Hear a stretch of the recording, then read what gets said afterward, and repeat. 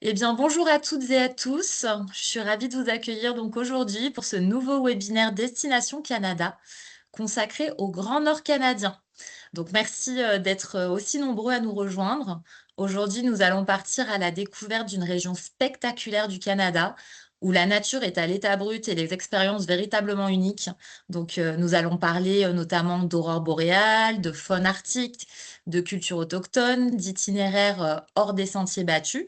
Donc, dans deux territoires emblématiques du Nord-Ouest, du Nord canadien, excusez-moi, nous avons donc les territoires du Nord-Ouest et le Yukon.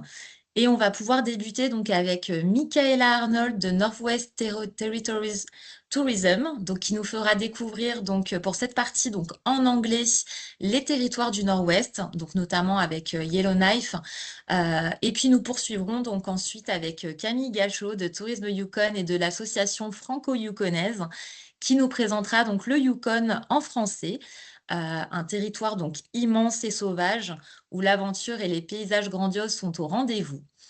Donc vos micros et vos caméras sont désactivés comme d'habitude. Vous pourrez poser vos questions à la fin, mais n'hésitez pas, hein, si jamais vous avez des questions, profitez-en, vous pouvez les poser dans le chat. Comme d'habitude, je vous enverrai donc après la session, la présentation ainsi que le lien du replay. Et puis, juste avant d'entrer dans le vif du sujet, je souhaitais juste prendre une petite minute pour vous rappeler les principaux outils donc qui sont mis, à votre disposition par, Destination Canada. Ah, je suis allée un petit peu trop vite, donc qui sont entièrement gratuits, hein, ne l'oublions pas. Nous avons d'abord donc, je vous invite à vous inscrire à notre, infolettre, Trade pour suivre vraiment toute l'actualité.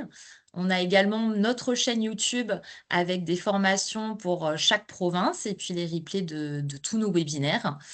Nous avons, nos cartes estivales du Canada qui présentent vraiment toutes les activités, par région. On a une brochure d'aide à la vente en ligne avec, des textes libres de droit, donc vraiment n'hésitez pas, à les utiliser. On a une photothèque si vous avez besoin d'images ou de vidéos et puis pour finir, on a, le podcast Tire-toi une bûche avec 3 saisons qui sont disponibles gratuitement sur toutes vos plateformes préférées. Et puis sans plus attendre, je vais du coup, céder la parole à Michaela Arnold pour les territoires du Nord-Ouest. Donc, Michaela, it's for you. Bonjour à tous et merci beaucoup d'être avec nous aujourd'hui. Je suis très heureuse de vous présenter les spectaculaires Northwest Territories au Canada et je vais faire la présentation en anglais, mais je voulais commencer avec quelques mots en français pour vous souhaiter la bienvenue. Bienvenue au Canada. Hello, everyone. So this is much better in English for me. I'm Michaela, the Market Director, Central Europe here at NWT Tourism. And I'm truly in love with this part of Canada, and I'm very excited to share a little bit of that passion with you today. So thank you very much for joining and for your interest in Canada's spectacular Northwest Territories.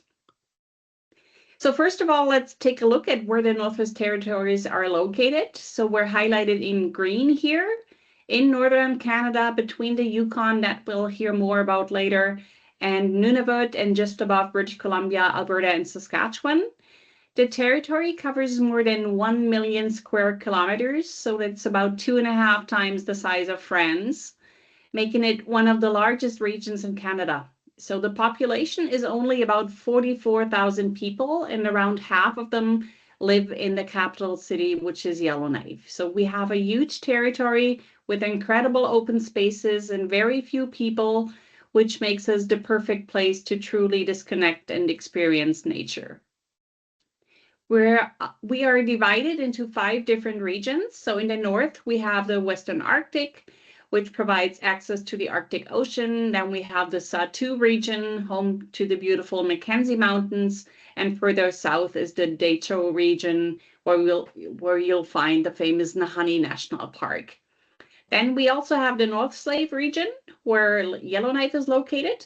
And finally, the South Slave region, which includes communities like Hay River and Fort Smith, and also Wood Buffalo National Park, one of the largest national parks in the world. And of course, the territory is enormous, but because our time today is limited, I will focus mainly on Yellowknife, which is the gateway for most visitors. So Yellowknife sits on the shores of Great Slave Lake, which is the deepest lake in North America and the 10th largest freshwater lake in the world.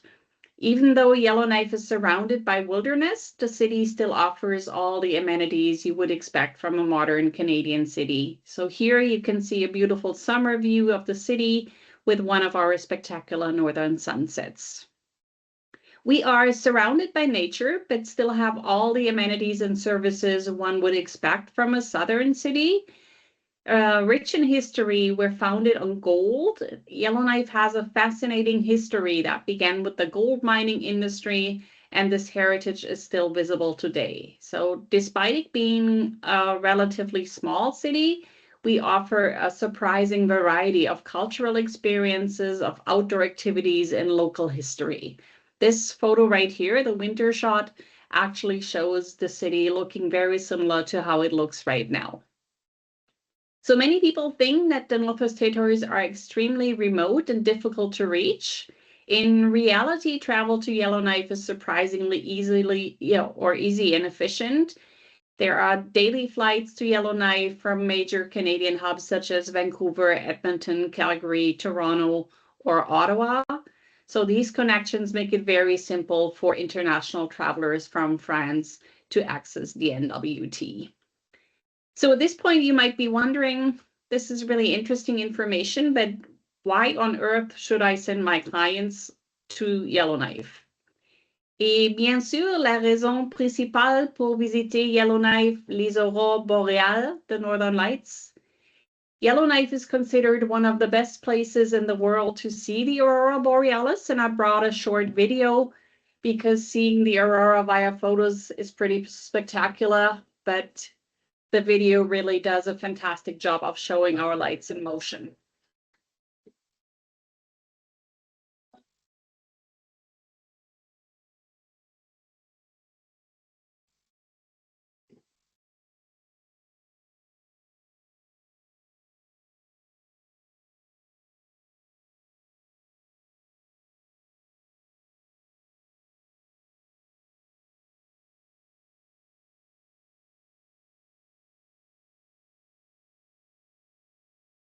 So now you all want to go. So as the video mentioned, Yellowknife sits directly underneath the auroral oval, which means we're perfectly positioned for Northern Lights viewing. I was just there 10 days ago and we had 4 out of 5 nights aurora. So in total, we experienced over 240 nights of aurora activity, which makes it one of the most reliable places in the world to see the Northern Lights. And that reliability is one of the main reasons why visitors from all over the world come to Yellowknife. And it's very spectacular, cannot be compared to the Northern Lights we have in Northern Europe. So our first aurora season takes place in the fall from early August until late October. It's a wonderful time to visit because the temperatures are still relatively mild and almost like summer in August.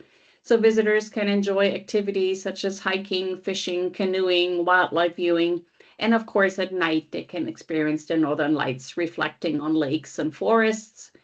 In the winter, from late November until early April, the lights are exactly the same. The difference is mainly the winter activities available during the day. So that would be dog sledding, snowmobiling, cross-country skiing, ice fishing. And many of the tour operators also provide full winter clothing rentals, so nobody has to freeze. And just to give you all a better visual of our 2 seasons, here's a map illustrating just that. You will notice that in the summer, we don't have Northern Lights because we have the midnight sun, so 24-hour daylight. And then in October, freeze up happens after the lights returned mid-August. So October, November is not the best time because we have cloudy weather and the lights will then return in late November. So I'm going to touch base on a couple of key suppliers. One of the most popular aurora viewing locations is indigenously owned Aurora Village. They're just a short drive outside of Yellowknife and offer 21 teepees surrounding a pristine lake. And each teepee is heated for the guests to relax and wait for the aurora to appear. They also offer dog sledding, ice fishing, and snowmobiling in the winter months, and wildlife and hiking tours in the summer. Another excellent tour operator is North of 60 Adventures, located just about 10 minutes from downtown Yellowknife. And again, they offer a variety of winter and cultural experiences, including snowshoeing, dog sledding, even axe throwing if you feel like it, and traditional Dene cultural activities. They also have a very unique Aurora Dome that provides comfortable indoor viewing experience for the Northern Lights. 60 Aurora. So for smaller groups or travelers that are looking for a more personal or intimate experience, bucket list tours is a fantastic option. The aurora viewing takes place at a cozy cabin about 15 minutes outside of Yellowknife, and the experience here includes local specialties such as a delicious fresh bannock and fish chowder, giving visitors a taste of northern cuisine as well. So the owner, Tracy Terrine, also offers city tours and customized experiences for our guests. So this guy is very famous. It's Joe Bailey, also often referred to as the world's first aurora hunter. He owns North Star Adventures, and they offer a wide variety of year-round experiences, including aurora hunting, indigenous cultural experiences, wildlife viewing, or hiking. Yellowknife Tours acts almost like a local DMC, making it a very convenient partner for travel agents like yourselves. They offer complete packages and a wide range of activities, including city tours, ice fishing, snowmobiling, aurora viewing, and they can be a very useful one-stop shop when organizing itineraries for clients. So we have some incredible lodge facilities here across the north. One for you to note for your high-end clientele is Blatchford Lodge, especially attractive for those with bigger pockets. The lodge is located about 25 minutes by float plane in summer or ski plane in winter from Yellowknife, and it's a truly remote wilderness experience. There is a main lodge that has 6 rooms. 3 of them have their own private bathrooms, and there are an additional 5 cabins on site, again, with all private facilities.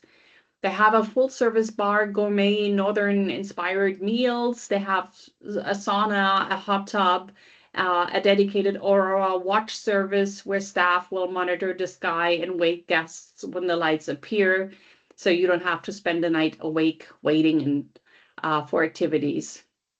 The activities include fishing, fat bikes, indigenous craft making, snowmobiling, and all of this is included in one package pricing.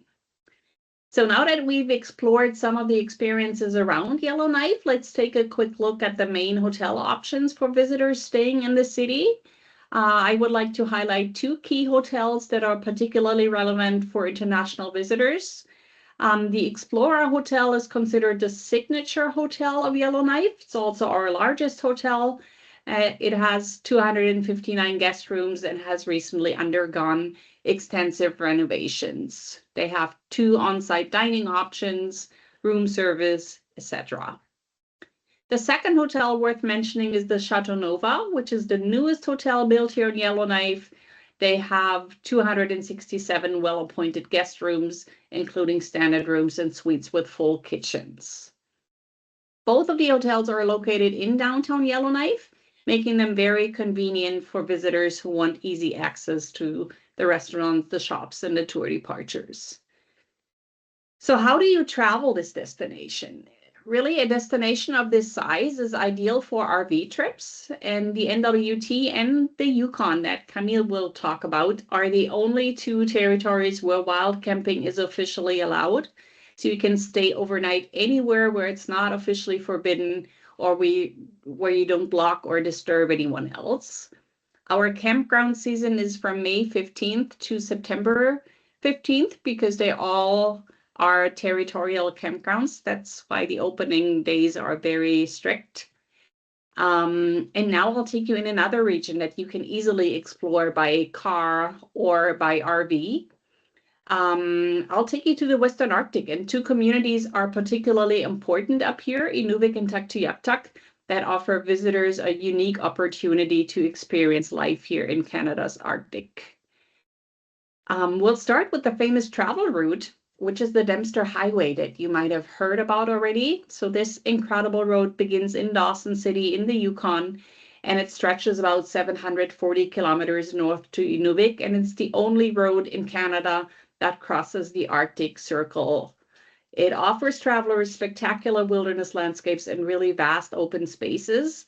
Driving this route would typically take 3 to 4 days, depending on how many stops you make. Accommodation and fuel stops are limited. There is only the Eagle Plains Motel located approximately halfway along the route.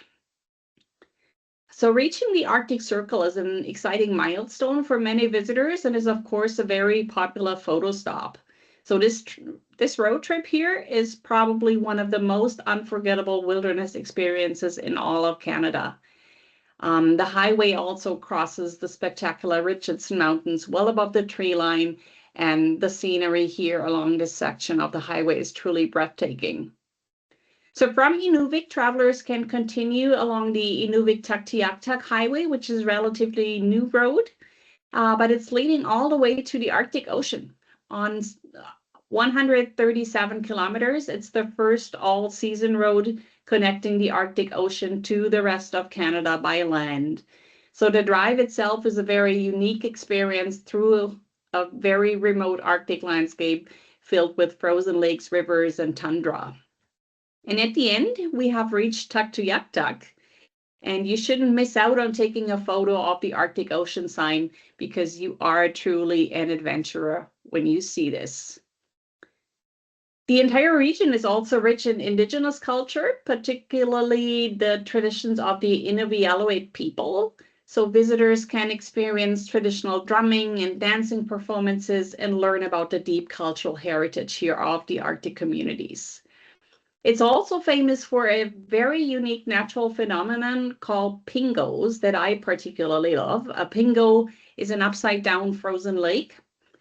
So they are basically ice-cored hills that rise here from the tundra, and the Mackenzie Delta has the highest concentration of pingos in the world, with over 1,300 of them. This is our largest. It's called Ibiyuk, the second largest in the world, the largest in Canada. And it's about the height of a 15-story building, and it continues to grow slowly, about 2 centimeters every year. Another spectacular road trip, and I'm going to make this short because I think I'm almost at the end of my time, is the so-called waterfall route that follows the Mackenzie and the Liard highways in the southern part of the territory. And this route takes visitors here through dramatic wilderness landscapes filled with rivers, forests, and 7 incredible waterfalls. So the Alexandra Falls, for example, or the Louise Falls that we've just seen. You can also visit Wood Buffalo National Park that I mentioned in my intro. This park is home to a wide variety of wildlife, including black bears, wolves, elk, and large herds of wood bison. An overwhelming moment that you will not forget so quickly, and the park is even ready for Hollywood because Kevin Costner shot the big herd scenes for Dances with Wolves here. And the Virginia Falls are twice the height of Niagara Falls. They are the only waterfall on this route that is not accessible by car. It's only reachable via float plane or by canoe if you have about 10 to 14 days. So by float plane, it's just a day trip from Fort Simpson. And for a small population that we're lucky to have a wide variety of culinary options. Outside of our in-hotel restaurants, we've got Canada's most northern brew pub, the NWT Brewing Company. We've got Bullock's Bistro, which was voted as having Canada's best fish and chips. We also have Ethiopian, Mexican, Chinese, Vietnamese, Japanese, Korean restaurants, amongst others. So you won't be short on food options during your trip.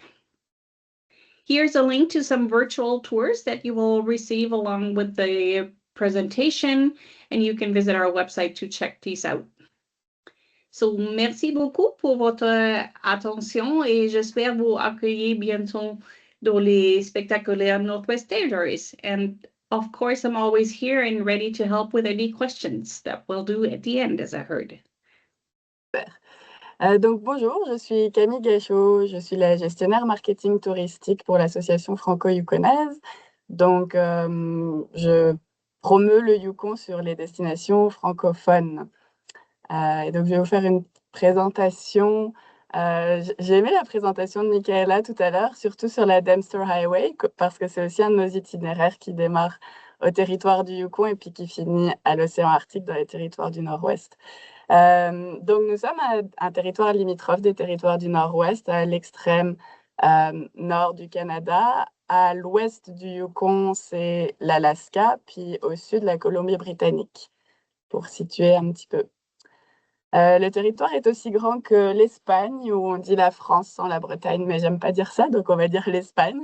C'est un territoire qui reste sauvage à 80%. On est 46 000 habitants sur le territoire, puis 36 000 autour de la capitale de Whitehorse. Donc ça fait une très faible densité de population.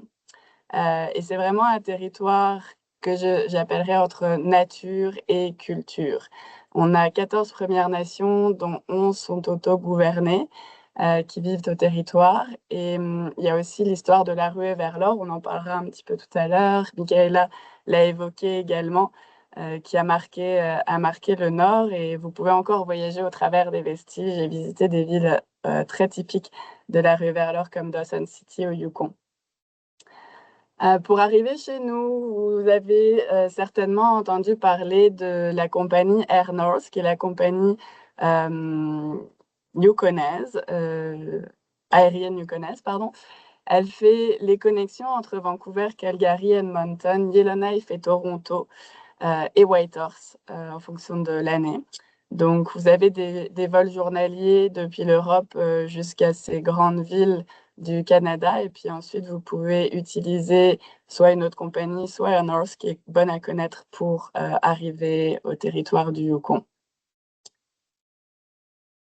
Souvent, le vol direct, d'ailleurs, le vol direct Whitehorse-Toronto ou Whitehorse-Ottawa passe par Yellowknife. C'est bon à savoir également. Donc, par les territoires du Nord-Ouest. Un petit topo sur les principales communautés qui sont Whitehorse, Carcross, End Junction et Dawson City. Ça va être les principales villes ou villages que vont traverser les personnes qui visitent le territoire. Whitehorse étant la capitale, avec 36 000 habitants aujourd'hui. Mon chiffre n'est pas très à jour. C'est le point de départ idéal pour les vacances, les road trips.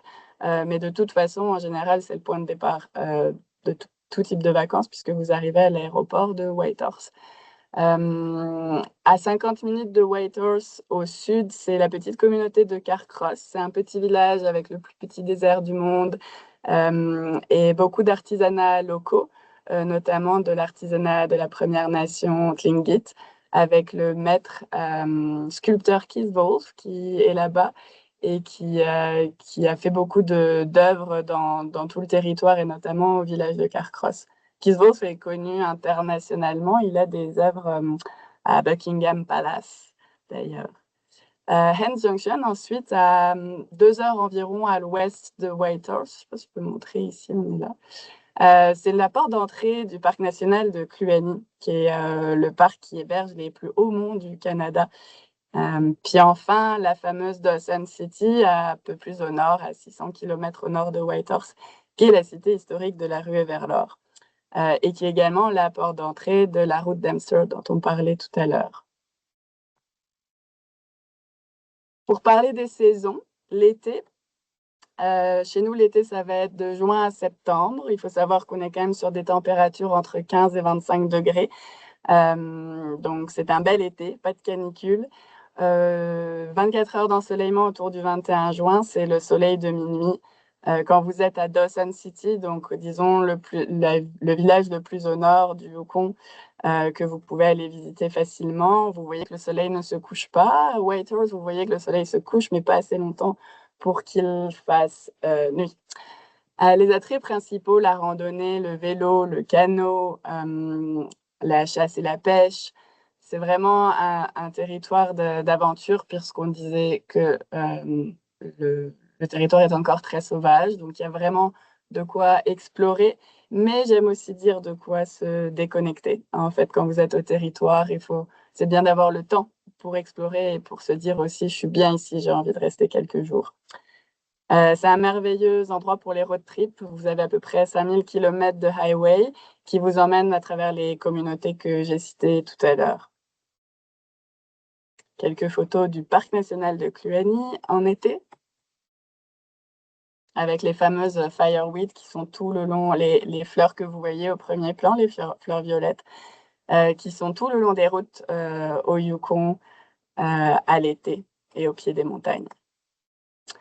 L'automne. L'automne est une très belle saison pour allier encore des activités d'été, du caravaning et du camping, si c'est ce que vos clients souhaitent faire, et avoir la chance d'observer des aurores boréales. Comme le disait Michaela, l'été, c'est le soleil de minuit, donc il n'y a pas de noirceur, donc on ne voit pas d'aurore boréale.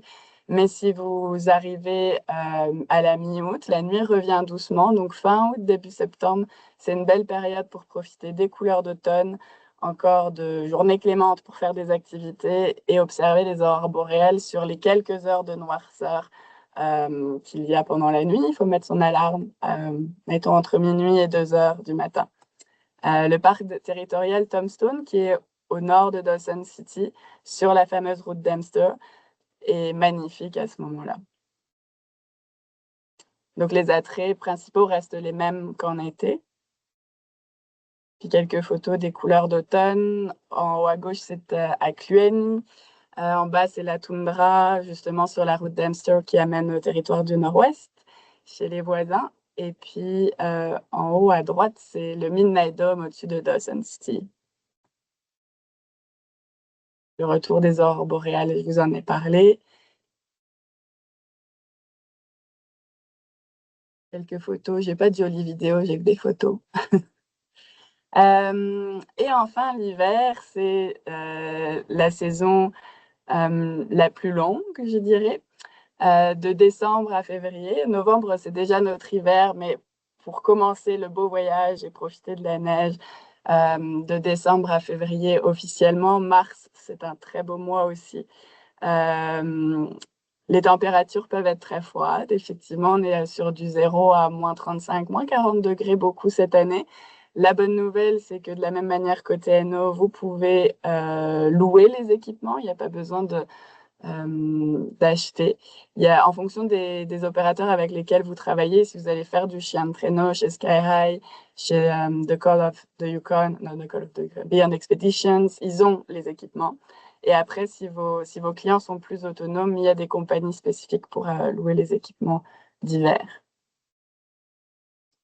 J'avais noté que la neige peut rester jusqu'en avril. Elle va rester jusqu'en avril cette année, par exemple, parce qu'on a encore des tombées de neige actuellement et puis il fait encore du moins 27 ce matin. Les principaux attraits en hiver, le chien de traîneau, la raquette, la randonnée, en raquette, le ski, la pêche sur glace, la motoneige. Quelques photos. Vous pouvez prendre, donc, dans le parc national de Kluani, c'est là qu'il y a les plus hautes montagnes du Canada, notamment le mont Logan. Vous ne le verrez pas de la route, le mont Logan, c'est bon de le savoir. Il faut prendre un vol au-dessus des glaciers et qui vous amène près du mont Logan. Un petit vol en hydravion. Sur la photo en bas à gauche, on est juste à Fish Lake, à 20 minutes de Whitehorse. Une note sur la faune et la flore. Alors, en effet, c'est un territoire qui est resté sauvage. Et puis, il y a, par exemple, 70 000 orignaux pour 40 000 habitants. C'est quand même un gros chiffre. Et la plus forte densité de grizzly en Amérique du Nord, au parc national de Kluani. Donc, il y a beaucoup de vie sauvage et d'opportunités de voir des animaux au Yukon. Ce qu'il faut aussi avoir en tête, c'est que ils ont tellement d'espace que vous pouvez voyager au territoire sans apercevoir un ours. Puis parfois, en fonction du voyage que font vos clients, s'ils sont seuls sur les sentiers, les ours, c'est pas ceux qu'on veut croiser forcément. Je vous parle de la Yukon Wildlife Preserve parce que c'est un bon moment pour aller observer les animaux, surtout si les clients n'en ont pas vu pendant le reste du séjour. C'est un endroit où donc les animaux sont récupérés et sauvés quand il y a eu un problème, par exemple. La plupart, ils essayent de les relâcher, certains restent, doivent rester parce qu'ils sont plus capables de retourner en liberté. Mais il y a des belles histoires, comme cet hiver, il y a une petite lynx qui a été trouvée, et puis la nouvelle d'il y a quelques jours, c'est que elle est pas assez amicale avec l'humain, donc c'est une bonne nouvelle parce que ça veut dire qu'elle va être capable d'être relâchée. Donc vous ne verrez pas cette petite lynx à la Wildlife Preserve, mais il y en a 2 autres qui, eux, sont obligés de rester. Donc lynx, caribou, bison, wapiti, moose, vous pouvez les voir à la réserve. Le grizzly, donc on en a rapidement parlé, c'est quand même un des animaux typiques du Yukon. Un petit rappel donc des différentes cultures que vous pouvez croiser au territoire.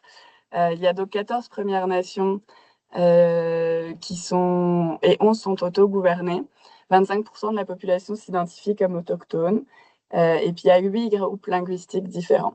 Ça fait qu'à chaque communauté que vous allez visiter, vous serez sur le territoire ancestral d'une ou plusieurs Premières Nations différentes.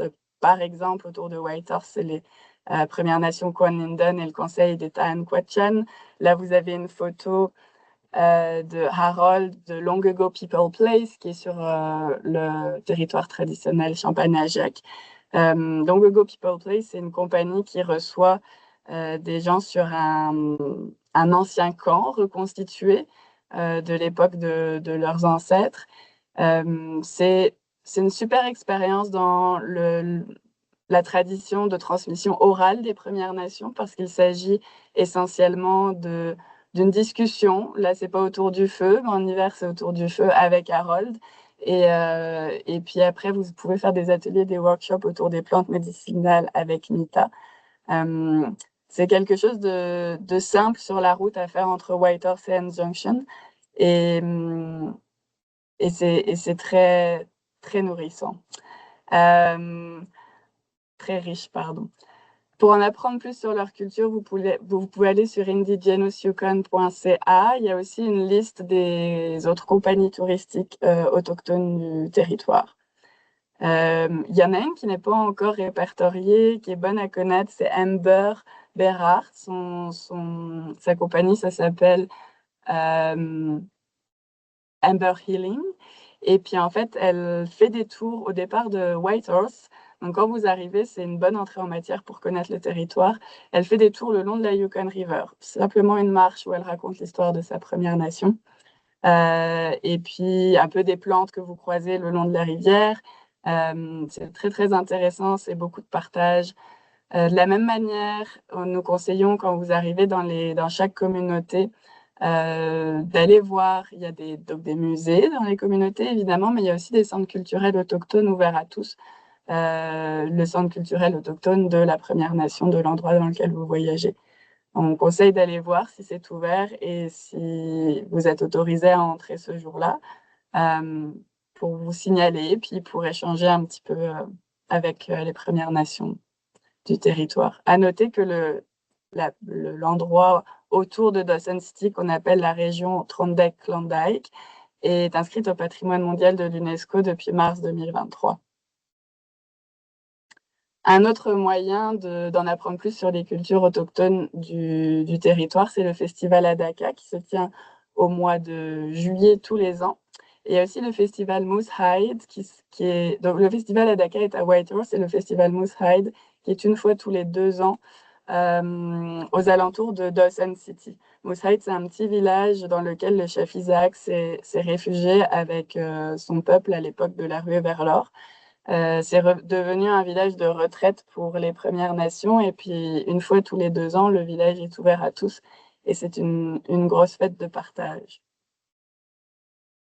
Vous pouvez trouver les arts des Premières Nations du Yukon dans les marchés artisanaux, puis à l'achat, et beaucoup dans les communautés comme Carcross également. Une autre grosse partie de l'histoire du Yukon, c'est la ruée vers l'or. Donc là, tout au long de vos trajets entre Whitehorse, Dawson City, Hens Junction, vous allez trouver des vestiges de la rue vers l'or, en sachant que Dawson City, c'était c'est la cité historique. C'est là les personnes arrivaient à Skagway en Alaska, franchissaient le col Chilkoot, montaient leur canot sur le lac Bennett près de la communauté de Carcross, puis montaient toute la rivière Yukon jusqu'à Dawson pour aller chercher de l'or. Donc les voyages, notamment en été et en automne, il faut passer par Dawson, il faut aller voir ce village. Il y a encore 2000 habitants à l'année à Dawson City. C'est pas une ville-musée, donc vous entrez vraiment dans une communauté. La route, comme je disais, c'est un territoire de road trip. Et puis, je voulais vous montrer un petit peu les itinéraires principaux que vos clients vont pouvoir emprunter avec 3 idées d'itinéraire. Il y a celle qu'on appelle la boucle de l'or. Ça va être un itinéraire plus vers le sud qui est partagé avec l'Alaska et Skagway et Haines. En faisant cet itinéraire, vous voyez la capitale, Whitehorse, la communauté de Carcross, vous passez le col White qui est magnifique, vous entrez à Skagway, vous avez un ferry à prendre, aller à Haines, puis Haines, c'est un petit village de pêcheurs en Alaska, et vous remontez à Haines Junction, donc là vous êtes aux portes du parc national de Kluane. C'est un tour de 600 km à peu près. Voici quelques images de la communauté de Carcross, notamment le lac Bennett, les œuvres de Keith Wolf et le plus petit désert du monde en bas à droite qui se trouve aux abords de Carcross. La boucle Klondike-Kluane qui, elle, se jumelle bien avec Carcross, avec la boucle de l'or et donc Carcross. Vous montez jusqu'à Dawson City, vous pouvez aussi faire une boucle avec l'Alaska par l'ouest ici, et vous redescendez le long du parc national de Kluane. En faisant cette boucle-là, vous ajoutez donc vraiment le Klondike au voyage. Et puis ici, pour les aventureux, ensuite, vous pouvez partir sur la fameuse route Dempster. Ça, c'est quelques photos du parc national de Kluane, puis de Dawson City. La route Dempster, donc on en parlait tout à l'heure, c'est une route vraiment d'aventure qui vous fait traverser le cercle arctique, puis arriver à l'océan Arctique, à Tuktoyaktuk, dans les territoires du Nord-Ouest. C'est une route d'aventure dans le sens où c'est vraiment un road trip. Sur la route, c'est très nature, à la différence de trips comme,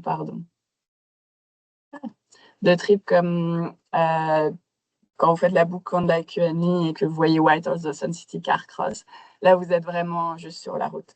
Il y a des compagnies qui le proposent pour si vos clients veulent le faire mais ne veulent pas partir seuls sur cette route. Des compagnies comme Ruby Ranch, Terre Boréale qui proposent de monter jusqu'à Tuktoyaktuk. Et donc là, quelques photos du parc territorial Tombstone qu'on n'avait pas encore vu et qui est aux quelques kilomètres au nord-ouest de Dawson City, par ici, à 75 km. Donc voilà pour les 3 idées d'itinéraires principaux. Sachez qu'à chaque fois, donc, vous pouvez louer des véhicules pour voyager au territoire. Vous pouvez faire appel à des compagnies. Ces itinéraires sont proposés notamment par Ruby Ranch, Arctic Ranch, Up North, Adventure, également par Terre Boréale. Ruby Ranch et Terre Boréale étant francophones. Quand vous êtes au niveau des logements, quand vous êtes dans des endroits comme le parc national de Kluane, le Mont Logan Lodge, par exemple, est un super lodge francophone. Puis elle a Roxane, qui est la propriétaire, elle a aussi une compagnie d'aventure, donc elle peut vous emmener en plus voyager dans le parc national de Kluane. C'est le cas dans les communautés comme le Mont Logan, Hens Junction, Whitehorse et Dawson City. Vous avez à chaque fois des compagnies pour vous aider au départ de ces communautés et partir et puis emmener vos clients. Voilà. Je pense que je vais terminer là-dessus, puis laisser place aux questions éventuellement. Merci.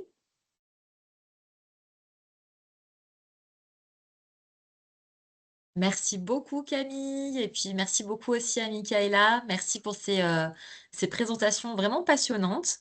Puis nous avons voilà, aujourd'hui découvert vraiment 2 territoires fascinants du Grand Nord canadien et puis on va pouvoir passer, à notre session questions-réponses. Donc n'hésitez pas, à activer directement vos micros si vous voulez du coup échanger avec nos partenaires ou, à poser vos questions directement dans le chat si ce n'est pas déjà fait.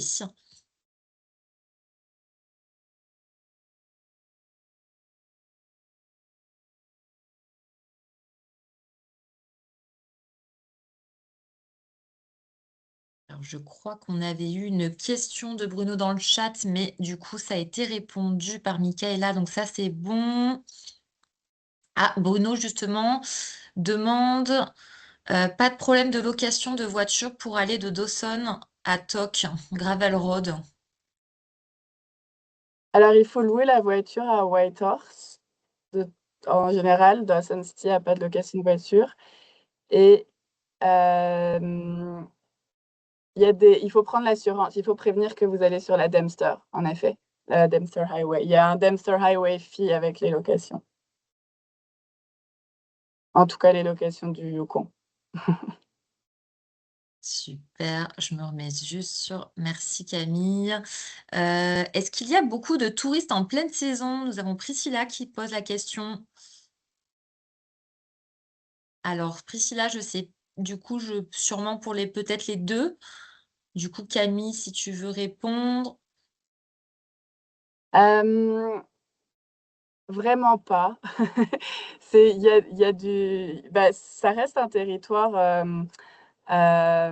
qui n'est pas encore trop achalandé comme dans le sud. C'est l'avantage du Yukon, c'est que les rocheuses du nord sont aussi belles que les rocheuses du sud et qu'il y a quand même donc les montagnes et il y a quand même moins de monde sur les sentiers, sur les routes, c'est certain. On n'est pas on n'est pas obligé de stationner des heures à un endroit avant de pouvoir aller voir une montagne. Vous êtes facilement seul. C'est d'ailleurs l'avantage du réseau de campings territoriaux chez nous. Si vous voyagez en road trip avec un VR ou simplement une voiture et puis une tente, les campings territoriaux sont sur le principe du premier arrivé, premier servi. Il y a quelques sites qui sont réservables. Ça va être ceux qui ont été repérés comme les plus achalandés ou les plus isolés.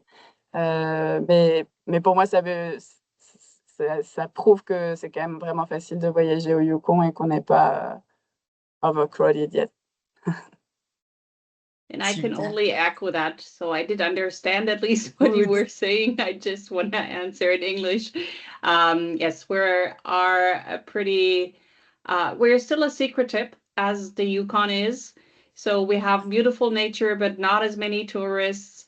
You don't basically need to reserve the campgrounds in advance, even if you're there with an RV. All of our campgrounds are owned by the government. They can be reserved, but you really don't need to, except for maybe the July 1st weekend, which is a national holiday. So other than that, you will not meet many people. Maybe in Yellowknife during the Aurora season, you should rent your room ahead of time. But other than that, outside of Yellowknife, you will probably not meet anybody for a while.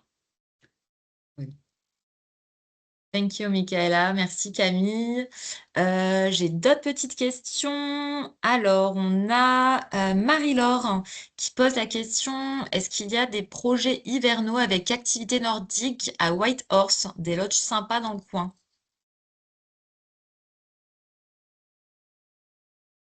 Oui, dans le coin de Whitehorse, ça va être au plus proche de Whitehorse, un lodge avec la compagnie d'aventure reliée, ça va être le Northern Light Resort and Spa.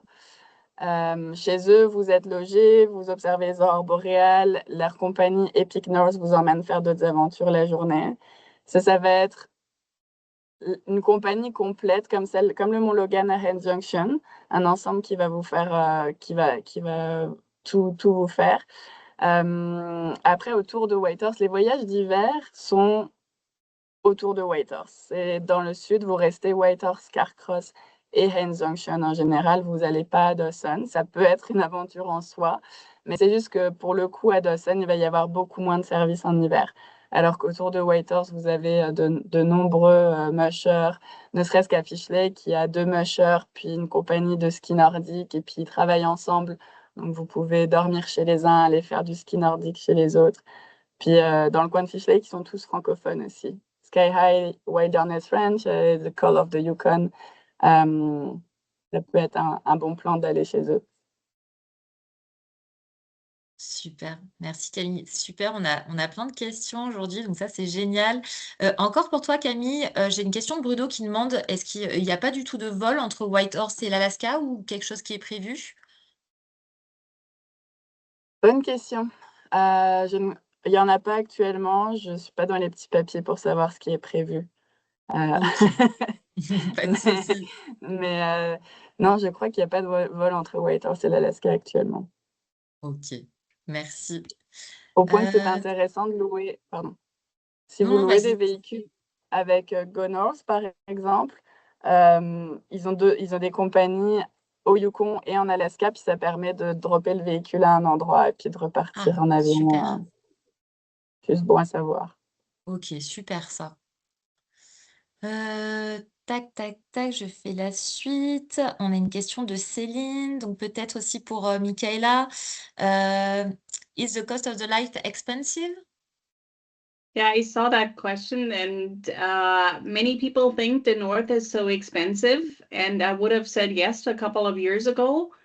But now, if you look at Toronto or Niagara Falls, you will be surprised that the North is actually cheaper than those Oh, destinations. I was just there 10 days ago, and it's Canada is never cheap, you know. mmh, But it is fairly affordable compared to Vancouver, for example, or Toronto or Niagara Falls. So the main, or Banff, the main tourism destinations, you will find that it's actually very reasonable pricing. OK, good to know. Et Camille, est-ce que do you agree, est-ce que tu es OK, tu es d'accord avec ça toi aussi? Oui, complètement, totally. Ouais, donc Mmh. complètement, actuellement abordable, par rapport à d'autres régions effectivement. Ouais, on voit Hem, peu de différence quand on voyage au Canada. Ouais. OK, super. Du coup Camille, j'ai aussi, est-ce qu'il y a des guides francophones à Dawson et pour visiter les tombstones? Oui, Klondike Experience, ça va être votre principal, contact à Dawson francophone. Le propriétaire est francophone et puis il a des guides francophones et une équipe francophone, pas complètement, mais oui. Super. Est-ce que tu pourras d'ailleurs peut-être envoyer le contact, Ouais, ensuite ou que je puisse l'intégrer pour envoyer le replay, la présentation? oui, je peux envoyer une Super. liste de contacts, en OK. fait, j'en ai pas vraiment parlé là dans la présentation, mais on est 14 de francophones au territoire. Ça nous met 3e sur le podium canadien parce qu'en proportion, Super. c'est plus facile, mais après le Québec, le Nouveau-Brunswick, le Yukon parle beaucoup français et il y a étrangement énormément de francophones qui se sont lancés il y a 20 ans dans le tourisme. Donc oui, il y a beaucoup de compagnies touristiques francophones, puis je pourrais faire une liste. À Dawson City, ça va être Klondike Experience sur place et la compagnie Terre Boréale aussi propose les tombstones, depuis cette année d'ailleurs. C'est des grands explorateurs, du Yukon pour des grosses expéditions et ils le proposent en français dorénavant. Super, merci beaucoup. J'ai quelques petites questions aussi de la part donc de Agathe. Alors maybe, Michaela, in August, do you have a lot of mosquitoes? In August, actually, not that much. OK. July is the worst month Oh, for mosquitoes, and it really depends on how winter was. So if we've had a rough winter, mmh, there's not as many mosquitoes. If it's been fairly mild, there's more mosquitoes, but it also depends where you are. If you're close to the water, there's more. mmh, They die down about mid-August when the nights get cooler again. So I like to compare this. I've been there on a farm for a week in the NWT. I had 7 mosquito bites. I was on a farm in Germany a week later. I had 51 mosquito bites in an hour. wow. So it all depends where you are. But if you're looking for the worst month, that would be July. Ok, But yeah. And ok. regarding the flight, we do Yes, have a Toronto Yellowknife flight as well. ok. That's with Air Canada. And isn't that the same for the Yukon, Camille?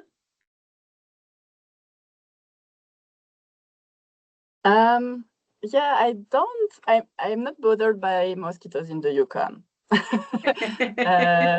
It's really different than the south to me, and I've never been yet in the Northwest Territories, so I don't really know.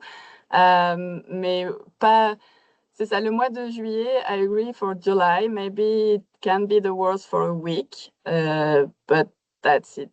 It's the mountains here, so you always have a little breeze. Et oui, j'ai jamais été embêtée comme j'ai pu l'être au sud, au Yukon. Ok, super. Et concernant la compagnie aérienne de Toronto, c'est, tu sais si c'est Air Canada comme Oui, pour... j'ai vu Bruno répondre, il y a Air North. En fait, Air North, Ok, ils font à l'année les connexions, donc Calgary, Edmonton, Vancouver, avec Whitehorse. Et ils font Ottawa-Whitehorse en direct en été en général et Toronto-Whitehorse en direct en hiver. ok, C'est super. pas à l'année les directs Toronto et Ottawa, faut le savoir, mais c'est bon à regarder quand ça arrive. Puis il y a un gros lobbying actuellement pour avoir un direct Montréal de Whitehorse. Ok. Ça s'en viendrait. Super, merci. Bonjour. Bonjour, Bonjour j'ai un petit Maryse. commentaire à faire pour les territoires du Nord-Ouest. Alors, faut aussi penser à la compagnie WestJet qui vole en direct donc sur un Paris-Calgary et de Calgary, vous pouvez voler directement jusqu'à Yellowknife. La connexion se fait très bien toute l'année et ce qu'il faut regarder, alors il y a des connexions aussi possibles avec d'autres compagnies aériennes, mais souvent là où ça bloque, c'est le retour. On est obligé de passer une nuit soit à l'arrivée, soit au retour.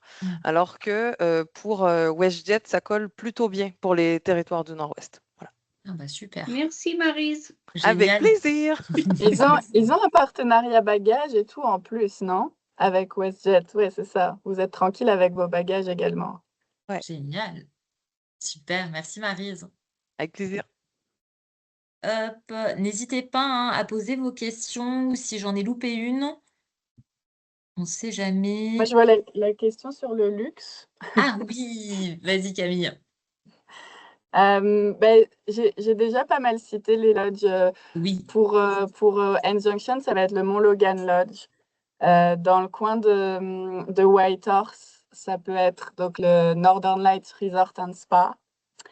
Dans le coin du sud, ça va être Southern Lake Resort. Celui-là, il est luxueux encore plus parce que vous pouvez même, ils sont au bord du lac Tagish et vous pouvez arriver en avion à ski sur le lac pour repartir.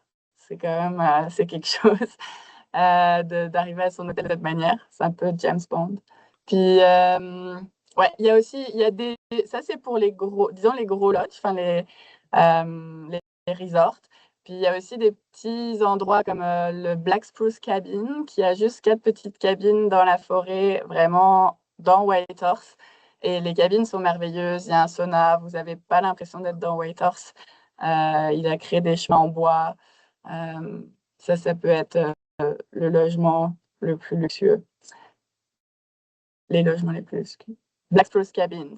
Ça, c'est la question, c'est Black Spruce Cabins. Oui. Ça, c'est les 4 cabines qu'il y a 5 maintenant. Il en a fait une 5e au cœur de Whitehorse. super. Génial, merci beaucoup. Merci beaucoup à tous hein, pour votre participation, pour toutes vos questions, ça fait vraiment plaisir. Un grand merci à Michaela Arnold. Thank you, Michaela, pour les territoires du Nord-Ouest. Et merci beaucoup à Camille Gachot aussi pour du coup l'association franco-yukonaise. Merci pour vos présentations. Je vous rappelle que le prochain webinaire aura lieu donc mardi 24 mars à 15 h. Ce sera sur le thème de l'observation de la faune canadienne dans son habitat naturel, avec Travel Manitoba et Banff et Lac Louise Tourisme. Donc les inscriptions sont toujours ouvertes, n'hésitez pas. Et puis vous recevrez donc du coup très prochainement le replay du webinaire, les présentations, les coordonnées de nos intervenants. Et puis merci encore à tous et puis excellente fin de journée.